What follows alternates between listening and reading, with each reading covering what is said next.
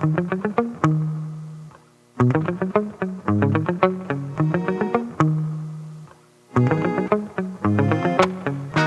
shaking? You're listening to Improv Tabletop, the Fate RPG actual play where we make up everything on the spot. I'm Ned Wilcock, your host and GM, and today I'm joined by... Caleb Anderton, wannabe one Kenobi. Oh, Evan Peterson. I don't have a line near as good as that one prepared. Christian Randall, the guest. So yeah, we have a new face, or rather a new voice on the podcast here. Christian, why don't you introduce yourself a little bit? Let us know maybe a little bit of your history with geekdom or with the performing arts. For sure, yeah. Name's Christian Randall. I've been acting since I've been talking, and that's later than expected, unfortunately. I was introduced to being a nerd fairly early in life, but I really got into tabletop role-playing and even card games and things like that really not until college. It was Ned, actually, who really turned me on to it. We played a Dungeons & Dragons campaign together for the first time. He was the DM, and I got my feet wet with a Warlock Cleric build that should not have worked and didn't really actually work that well. But we had fun, and we've been playing ever since. Yeah, and Christian is one of the only individuals who has been my dungeon master, actually giving me a chance to be a player, and I'm very grateful for that. But yeah, let's go ahead and get into this new world that we're creating. As far as the setting that we've decided to go with, I recently watched Gravity Falls for the first time, and I finished listening to The Adventure Zone Amnesty for the second time, and I've got Monster of the Week on the brain, so we're doing Monster of the Week right now.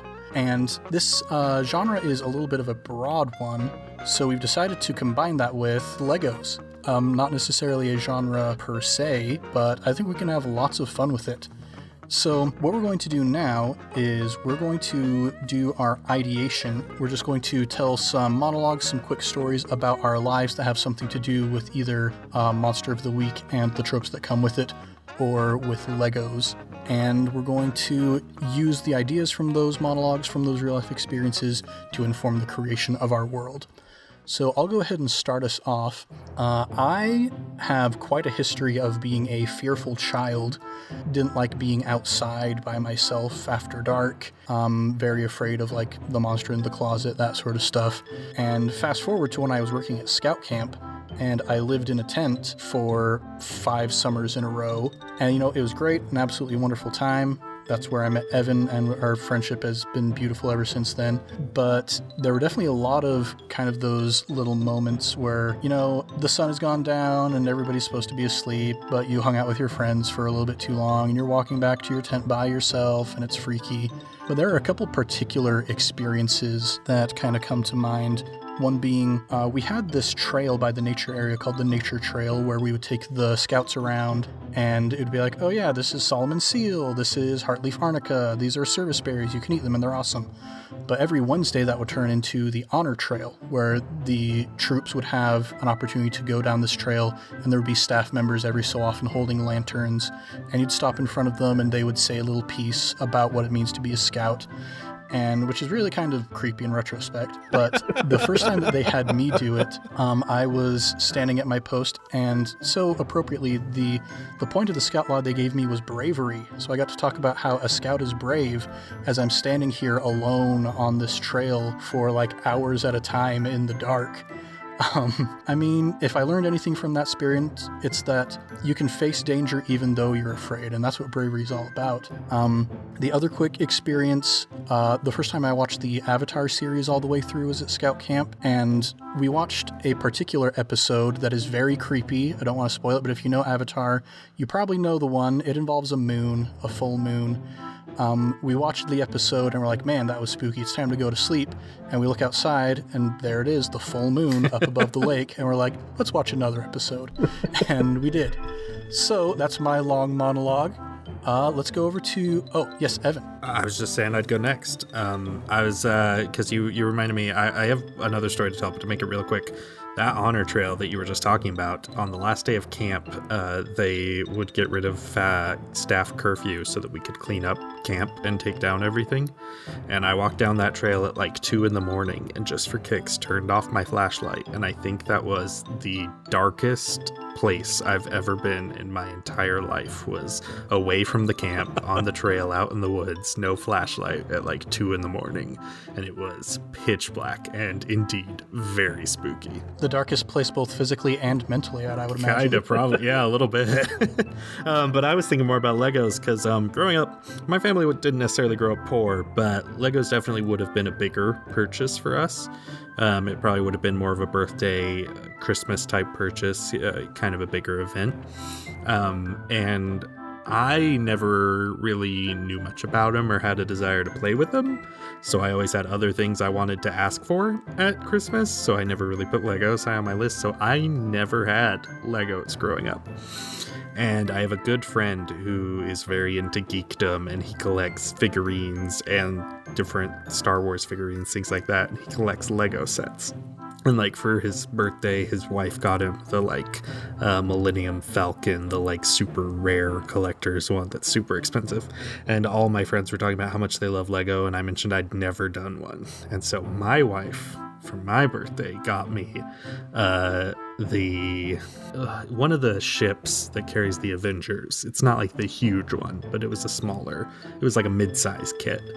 And I was pretty excited, and I sat down one Saturday to do it, and everything everyone's told me about Legos is so true. You just get to open up each bag. They're perfectly labeled. You've got super easy to follow instructions with giant pictures.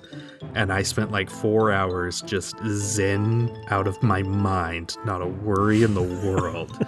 And I just had to put this piece together with this piece and this piece together with this piece. And now I have this giant spaceship with Iron Man and Thanos, and he has an Infinity Gauntlet, and it's very cool. Nice. I have to tack on just one other little thought that reminds me of. A while back, Legos created these things called X-Pods. This is when I was in my early teens, and it was this little container that had a bunch of Legos inside, and it came with instructions that you could use to build a whole bunch of different things with them. And they did this like a few years in a row, always around my birthday. And so I got them for my birthday every year. And one of them was a monster-themed little Lego X-Pod. And it was purple and green was the color scheme for that one. And it's been my favorite color scheme ever since then. Interesting. Nice. I'll go next. I have 3 little boys. One of them is too young to play with Legos yet, but the other 2 love Legos. In fact, they're out there in the living room playing with Legos right now as we speak. And right as I was walking in here, our 3-year-old, he likes putting them together. He really struggles getting them apart, especially the small ones. But to be fair, I do too sometimes. And he was like, Daddy, can you help me? And anyway, went over there and took apart those teeny tiny little pieces for him. But I'll just say Legos have been some of the best nostalgia ever for me, and one of the funnest things to pass on to my kids. Just the memories that I have growing up and building my own stuff out of Legos, and then growing up and being able to really just kind of be a kid again with my own kids building Legos. It's amazing. It's great. Not a sponsor, but buy Legos. The other thing that came to my mind is I am not a scary movie guy at all. I firmly believe that I have an overactive imagination, and I do not need to fuel it with scary stuff because, like I said, I have a family, and in the event that there is a bump in the night, I'm the one that needs to go investigate it. So I can't have my brain be feeding me all of these scary things anyway, I gotta be brave. But despite all that, back when it came out, however many years ago it was, my younger siblings convinced me and my wife to sit down and watch A Quiet Place with them. Ooh. And as far as scary movies go, not, terribly scary, but for me, still pretty scary. Like I said, I just don't do the scary movies a lot. And there was one point in the movie where my wife and I were sitting on the couch, and she kind of tapped my arm to say that she wanted to just have me put my arm around her. And so as my arm was going around her, there was a jump scare immediately that moment, and I jumped so bad that I punched my wife in the face.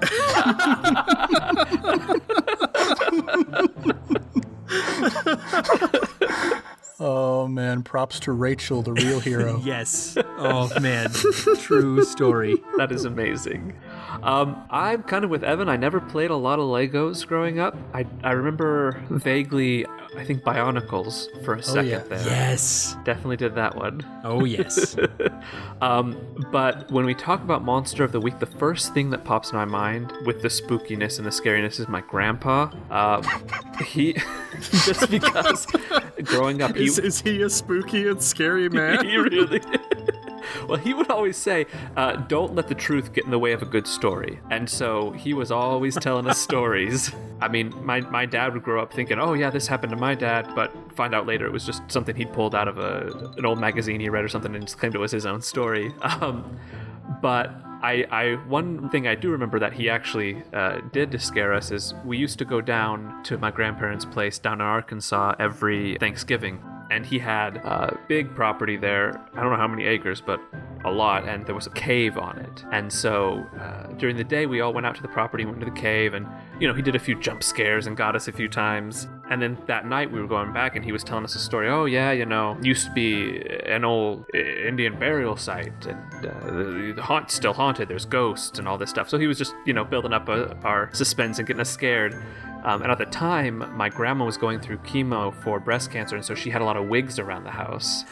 And he just kind of kept going. We got home, and he kept on doing, building up this spookiness. And one thing led to another, and he's like, I got to go out. I got to grab some stuff. So he and my dad leave the house, and, it just keeps getting kind of spooky. And then the phone rings, and we pick it up, and there's just heavy breathing and, like, some kind of creepy whining in the background. And we're like, whoa, hello? And so my mom and my aunt are like, oh no, guys, like, what's going on? And so they hang up the phone, like, all right, I don't know what's going on. And my sister just starts sobbing and she goes, guys, I know it's real because if it wasn't, Mom would have stopped because I'm so upset. But what happened was that they eventually calmed us down and got us into bed, where we turned over and looked out the window and saw a scary mask with long, wispy hair pressed up against the glass. And it was my grandpa in a mask with one of my grandma's wigs. Oh my man. gosh. And my cousin jumped from that bed into the wall hard enough to leave a dent and just ran around the house screaming. So that was our monster of the week that weekend. Turns out it was Grandpa the whole time. I Yeah. love your grandpa. Oh my gosh. Yeah, he's a hoot. All right. Well, we have got a very rich pool to draw from with all of these themes and ideas going on.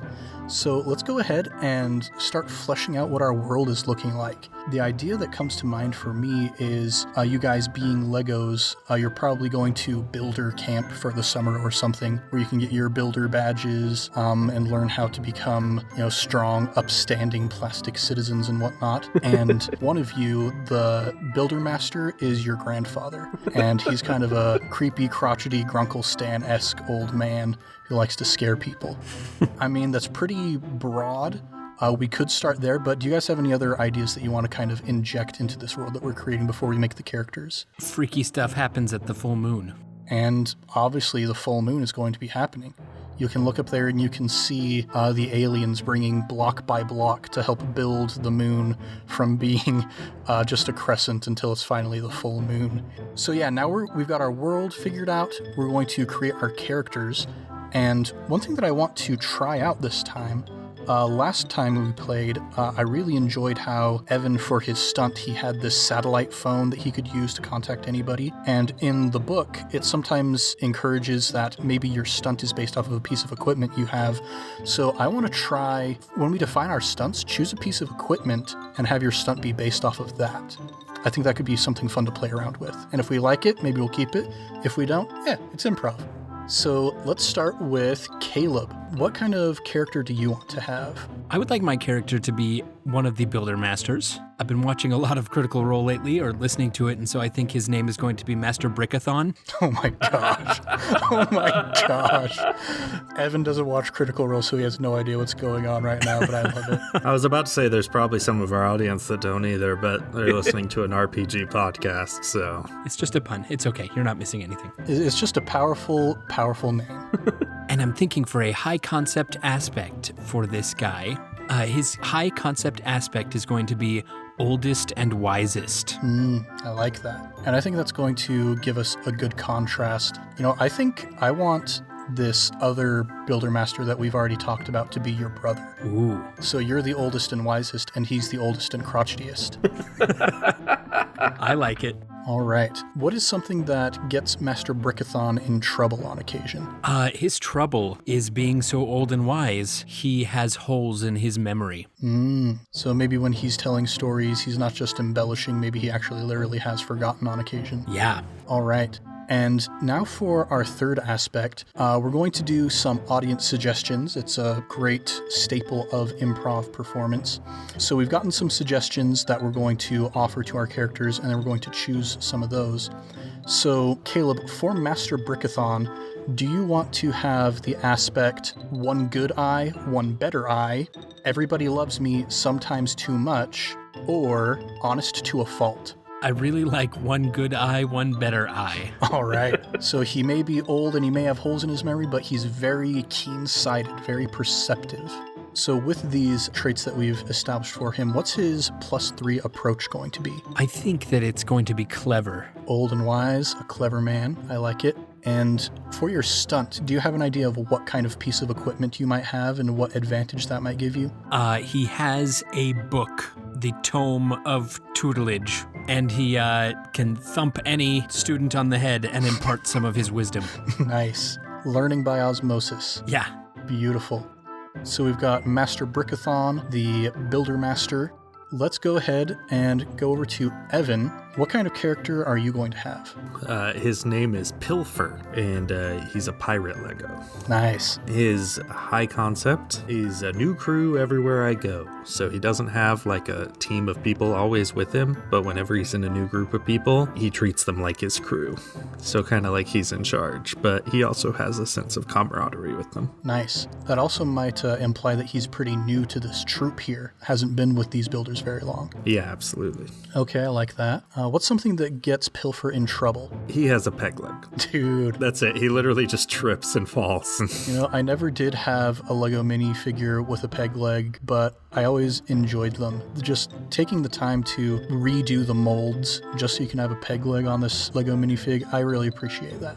And for Pilfer's additional aspect, here are a few options for you. Would you like to have Bumbling Luck, the fastest spoon in the West, or I'm always ready for a laugh? What was the wording on that first one again? Bumbling Luck. Yeah, I think that one fits his character best. All right, him with his peg leg. What is your +3 approach going to be? He's flashy. Pirates like to show off. Oh yeah, we got that swashbuckling air and bravado. I like that. And what kind of bit of equipment do you have for your stunt?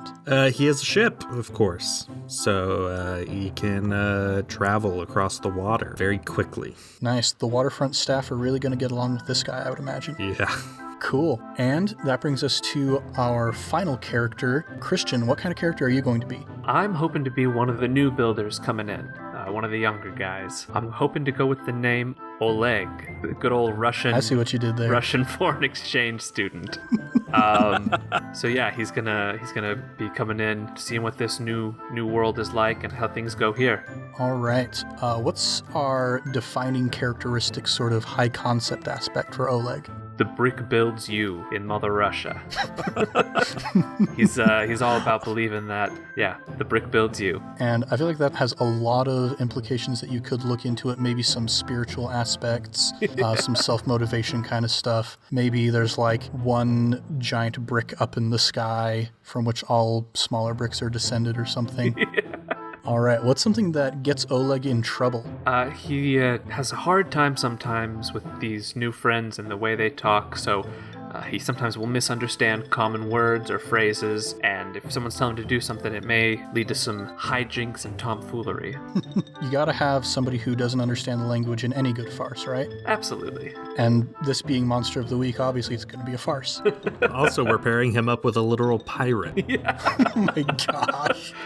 I'm sure this is how everybody talks, so he'll just be able to understand. What could go wrong? Nothing can go wrong. Oh man. Okay, for Oleg's additional aspect, do we want to go with the only good man is a dead man, I am strong and silent, but mostly silent, or approximate knowledge of all things. Those are some solid choices. For the sake of my poor accent skills, let's go with strong and silent, but mostly silent. All right. What is your +3 approach going to be? To go along with that, I'm going to go with forceful. All right. We got some muscle here in the group. I like that. And for your stunt, what's some equipment that you have that lets you do cool stuff? Sputnik. just the satellite Sputnik. Oh my gosh. It's been updated throughout the years, but the general satellite is still just Sputnik. I like this idea that Oleg, as they have updated the satellite and replaced bits and pieces, he's just like been sneaking into the trash cans and grabbing all of the old pieces and reassembling the satellite for his own use. Yeah, now it's just a little satellite flying low orbit, and he's got his little wristwatch that he uses to check up on things. Nice. So with that, I suppose that gives you some interesting surveillance, intelligence sort of abilities that you can use. That's the plan. All right. So yeah, we've got some fun characters put together. Let's go ahead and get into the story then. You all are part of this troop of young builders who are going to builder camp. Some of you for the first time, some of you have been there years over. You know the place like the back of your little claw-like C-shaped hand, and you're on the bus that you've chartered to take you here. You're not the biggest troop, but you've got a couple other troops that you have teamed up with, and you're heading on your way towards the camp that is called Camp Studston, and you've just kind of pulled up to the front gates there, and there's excitement in the air, there's hubbub and conversation from all of the other builders, and as they let you inside, you're driving up the road, and you can see the beautiful trees on all sides of you, mostly conifers, but a few deciduous trees as well. You're going up this trail, and as you're going along, you can see that there are signposts stuck into the sides of the trail as you go along that rattle off the various tenets of the builder law. A builder is crafty, a builder is resourceful, a builder has tough feet, so on and so forth. And you eventually make it down to the front area, and the various staff members are there to invite you. And so Master Brickithon, you being one of the builder masters, one of the staff members walks up to you and your brother, Commander Brickithon, and invites you to just kind of get signed in and everything. I like what you did there. That was good. Oh, thank you. Since you have been in the game for quite a long time, you're probably a very well-known face at this point. So this staff member walks up to you and he goes, "Master Brickithon, it's such an honor to see you again, sir. May I offer you a free beverage from the trading post on the house?" Yes, absolutely. I would love a free beverage. I get very thirsty. My throat gets very dry because I am so old and wise. Well, we're more than happy to slake that thirst of yours. I do have some unfortunate news. Your typical campsite has been taken. What? Yeah, it got reserved by that troop right over there, and he points towards another bus that has just arrived, and it's so much shinier than your bus. All of the builders start walking off in single file, in step with each other. You notice that one of them has a whistle that they're blowing. The senior patrol leader is kind of leading this march, and their uniforms are spick and span, freshly pressed and starched and everything.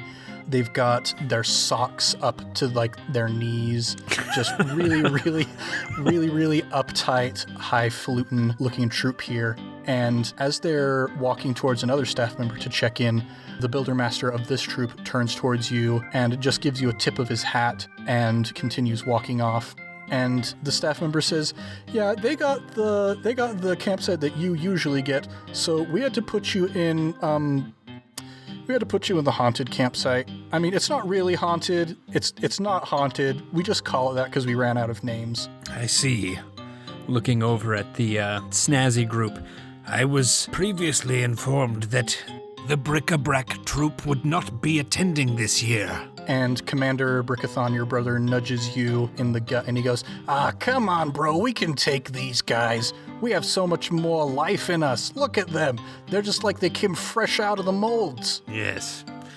Well, on to the haunted campsite. And as the staff member is getting your welcome packet all sorted out, Commander Brickithon turns in towards you and says, "It's a good thing I brought my spooky mask collection, eh?" Oh, don't tell me that you brought... Did you bring the one with the long, stringy hair? I hated that one, always growing up. Dude, I brought the one with the long stringy hair and the one with the short, incredibly thick and luscious hair. Well, I liked that one better.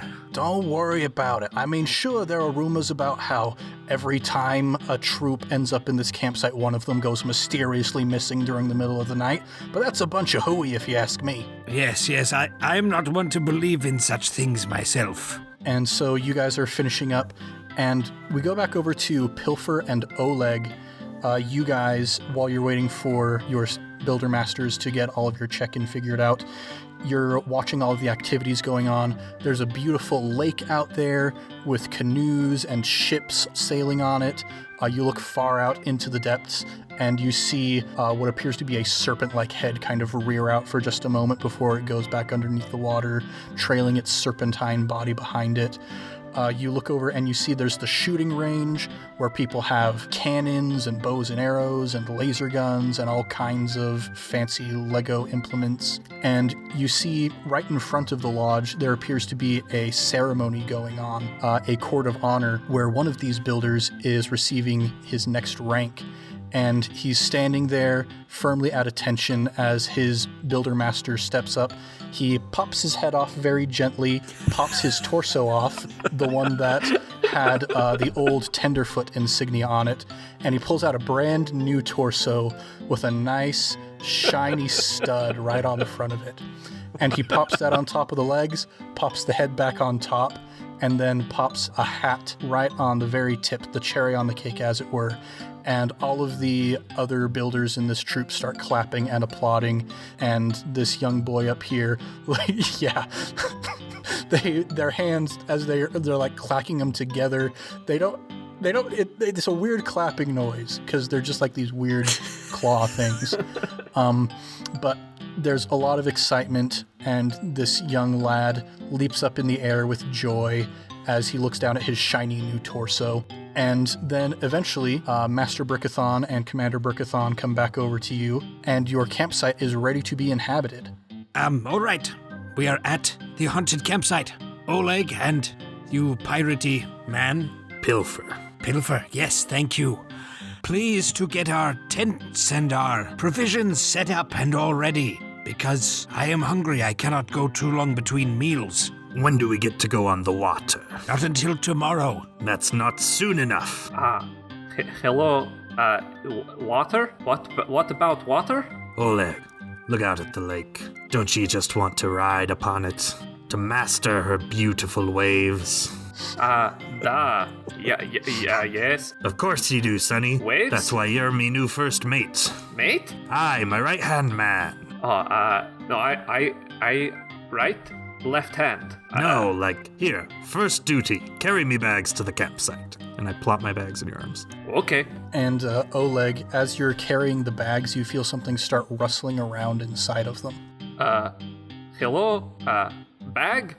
Hello? And as you pause and you kind of start unzipping the bag, this terrifying visage of a gaunt, rotting face screaming out with yellowed teeth pops out at you. And after a moment, it scampers off into the woods. You notice that there's a raccoon that has been put in this bag with a mask over the top of it. And Commander Brickithon starts laughing his head off, and he goes and he tries to grab the mask off the raccoon, and it starts biting his ankle. But yeah, it appears that the shenanigans have already started. Is funny. Yeah, it's real funny. Hey, keep your hands out of me luggage.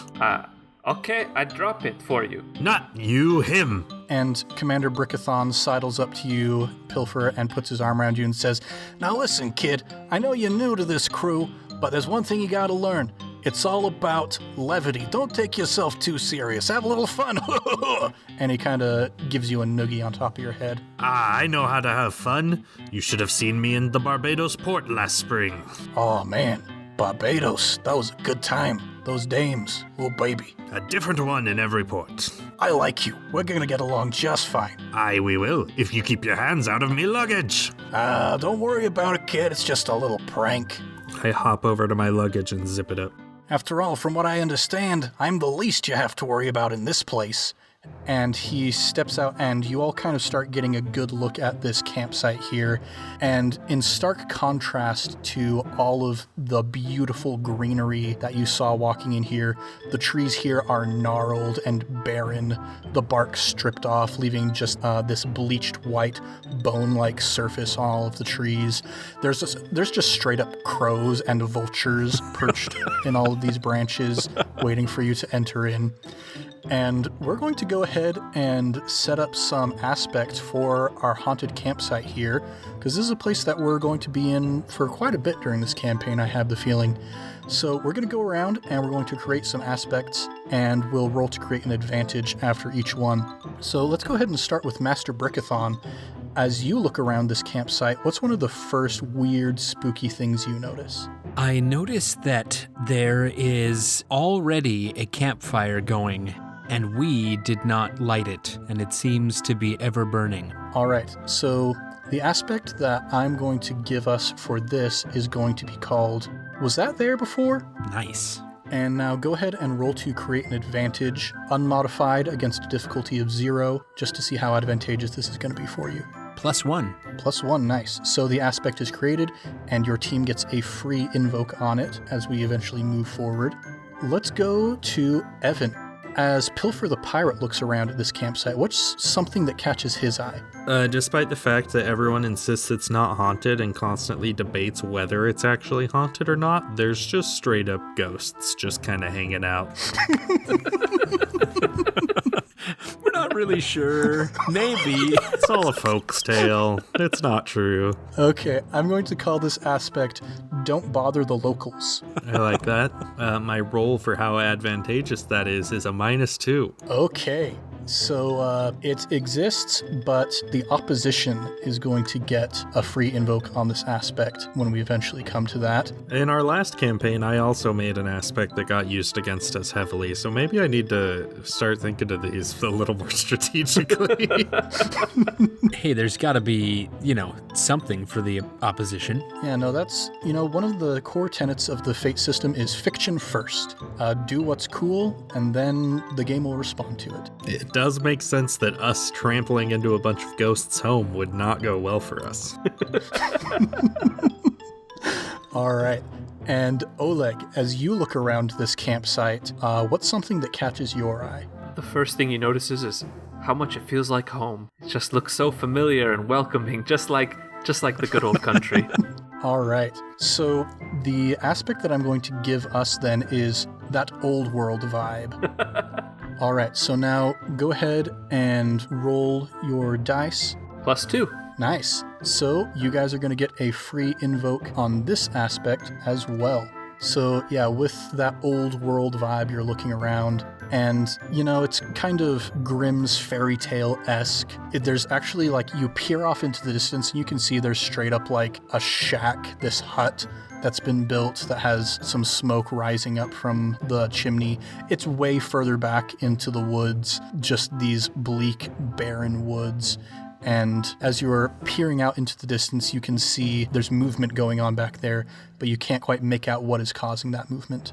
Well, we're going to be here for quite some time, so I suggest you all get comfortable. Ned, I would like to walk up, find a good empty spot of ground, and then just start trying to, classic master builder style, build myself a small shack to spend the weekend. So we're going to have you roll to create an advantage.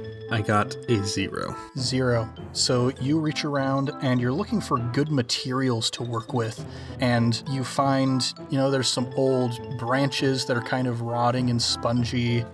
There's some pine cones. There are a couple cinder blocks out here just kind of in the middle of nowhere. But you grab these and you start putting them together, and eventually... Sorry to interrupt. As I'm throwing all these pieces together, can I invoke bumbling luck to somehow have them fall into a generally good shack and add 2 to my roll? Yeah. So you are stepping around and you notice these cinder blocks because you stepped right into the middle of one of them with your peg leg, and you're kind of flailing around trying to get it out. But as you do so, everything kind of falls into place in a weirdly livable fashion. And so we have now created this new aspect here, and that is a surprisingly sturdy hideout. And we're going to give you a free invoke on that as well. That was quite impressive. Aye, I've built my own fair share of things in my day. Just wait. You are young yet. Oleg sees him build this surprisingly impressive structure and just goes over and reaches down and just starts ripping blocks out of the ground to create kind of a pit home for himself. All right, let's have you roll to create an advantage as well. Okay. And let's have you add clever to this. Okay.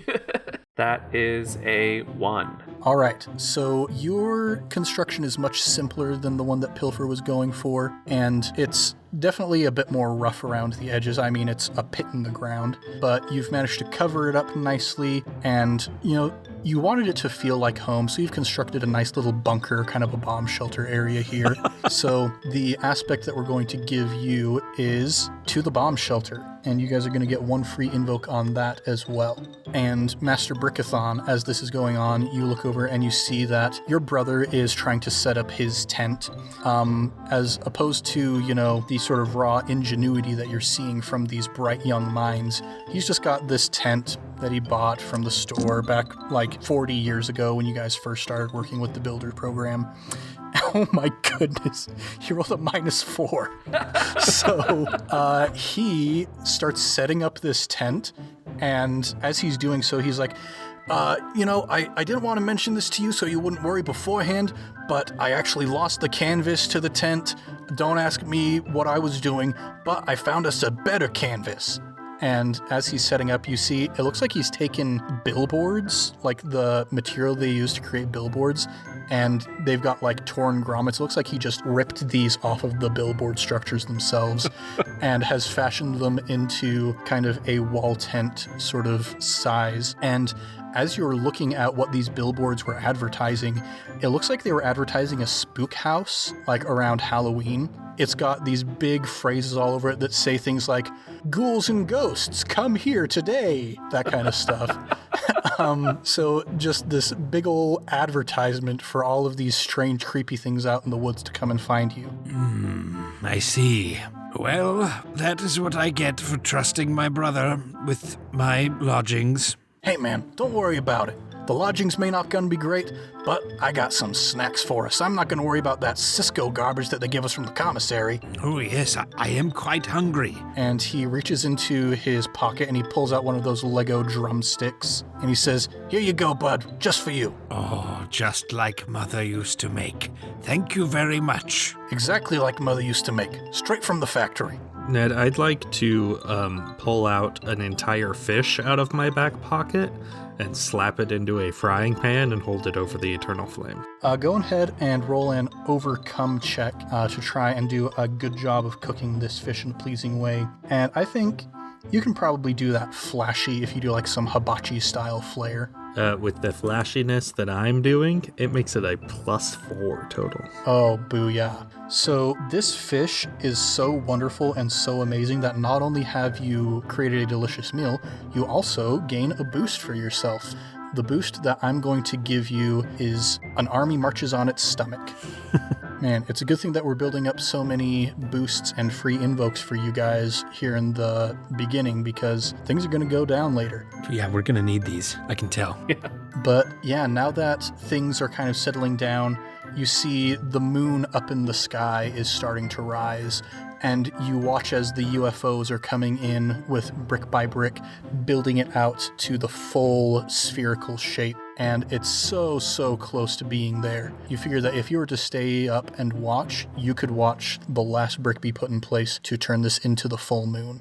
And a chill kind of descends over the camp.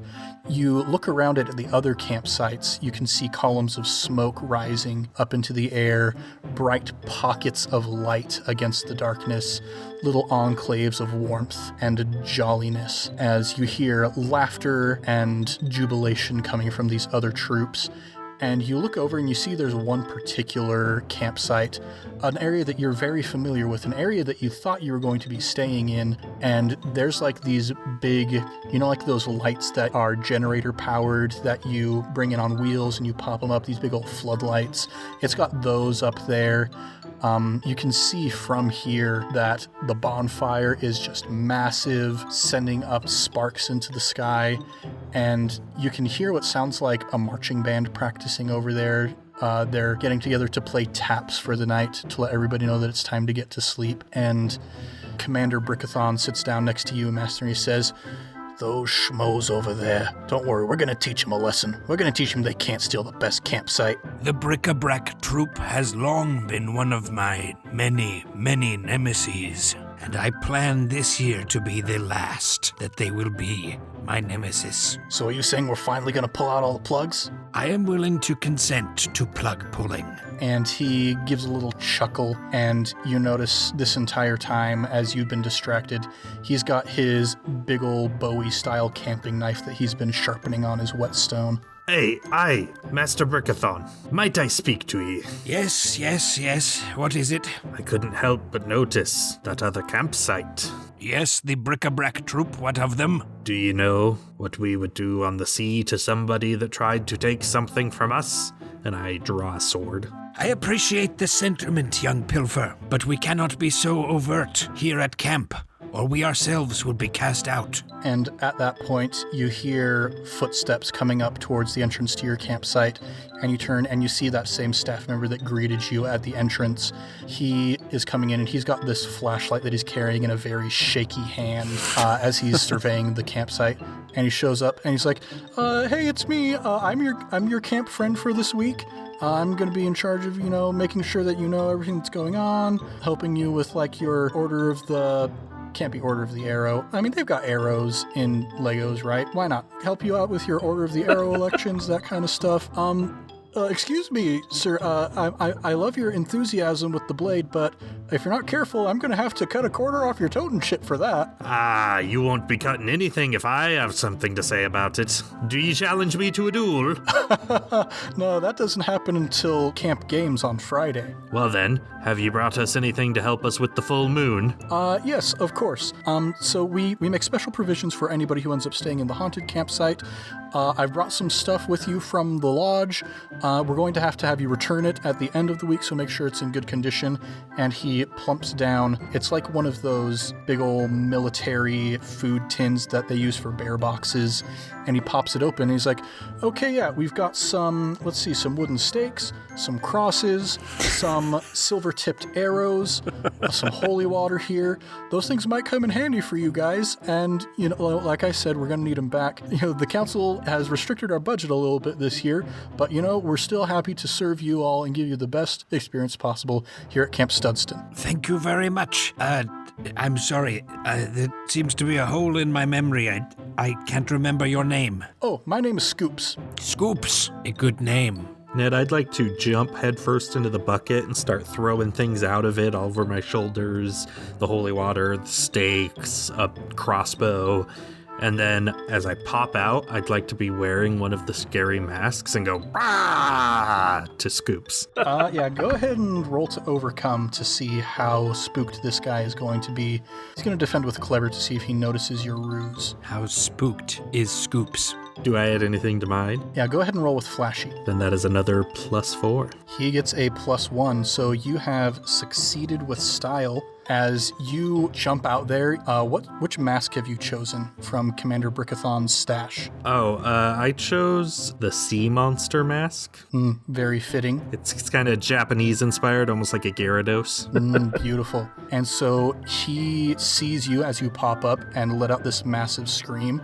And he also lets out a scream at the top of his lungs, and he starts running away from the camp. And he's like, "I'll be back tomorrow morning with announcements just before flag ceremony. Beware, somebody always disappears every night here at the haunted campsite."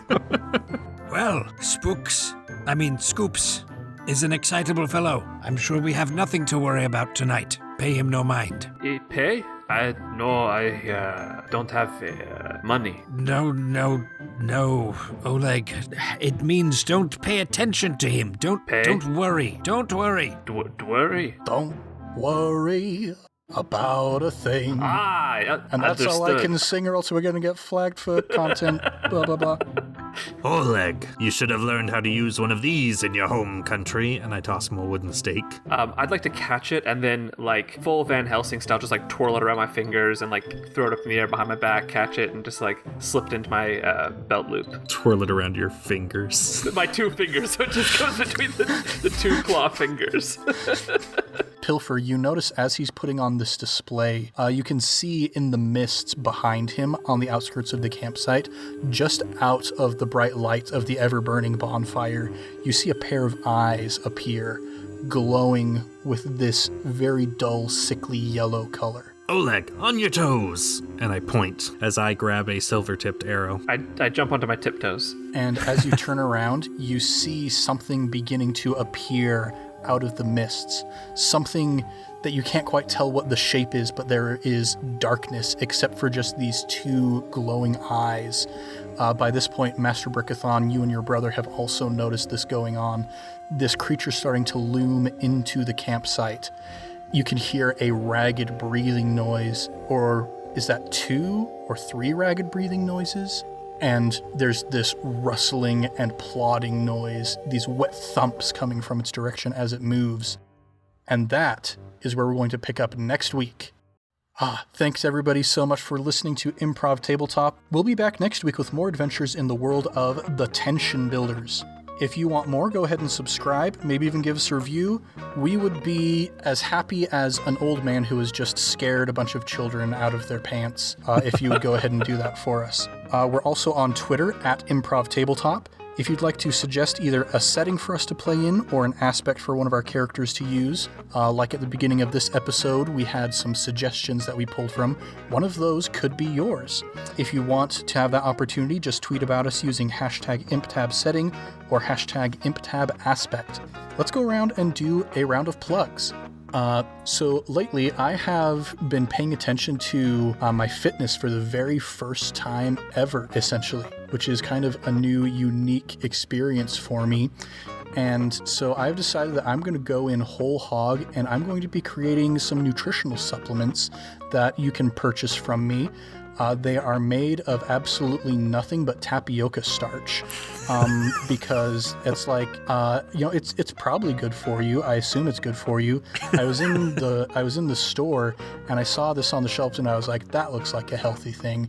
So I take the tapioca starch and, I mix in a couple secret ingredients. What's in it? I mean, it's a trade secret, man. But this is the secret to you being able to get fit just like your friend Ned. And if you're interested in that, you can find that at thenedfitnessprogram.blogspot.com. I love how you run all your storefronts through Blogspot, the #1 e-commerce platform. The #1 e-commerce platform. Well, until Shopify starts sponsoring us, they're not going to get any airtime on this program. Let's see, Caleb, what you got going on? Nothing new as of the very moment. I've got a few audiobooks on Audible and iTunes. I didn't write them, but I did read them. So if you guys want to go check that out, that would be a great help to me, and you might have some fun with it. I mean, you guys have been hearing this voice. It's like melted chocolate over velvet. If you want that saying something that's actually good instead of just these weird make-em-ups, then go ahead and check out one of these audiobooks. Thank you. That was the most beautiful backhanded compliment I've ever received. Yeah, that's more. I'm the one who created this podcast, so it's more of a slam on myself than anything else, I suppose. And Evan, what you got going on? Any more performance art pieces that you've been doing lately? You know it. I do so many these days. So this week, I'm taking a trip to Canada, where I will be living for 3 days amongst the local moose population with no form of sustenance or clothing other than pure maple syrup. Clothed in the maples, the true Canadian way. I think it came up with the name for the book that you're going to write about it. Nice. Yeah, I look forward to those wonderful memoirs as they get written eventually. Of course. Once those are released, they'll be available in a Google Drive folder that you don't have access to if anyone wants to check those out. So. And Evan does not accept access requests from anybody. Absolutely not. So don't even get your hopes up. All right, Christian, what you got going on? I've been working on a really exciting new project.